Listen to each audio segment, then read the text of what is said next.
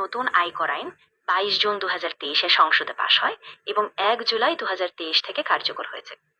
এই আইনে মোট 25টি অধ্যায় এবং বেশ কিছু সূচি যুক্ত আছে এবং আয়কর হার, ছাড় ও দাখিলের নিয়ম এখন এই আইন অনুযায়ী নির্ধারিত। তাই সঠিকভাবে এগুলো পড়া জরুরি, যেন সিলেবাস অনুযায়ী আপনি প্রস্তুত হতে পারেন। আবার বলুন।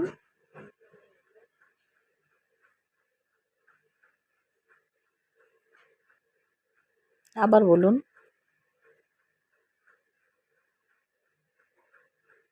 আমার মনে রাখার সুবিধার্থে আমাকে আবার বলুন বুঝিয়ে, গল্পের আকারে।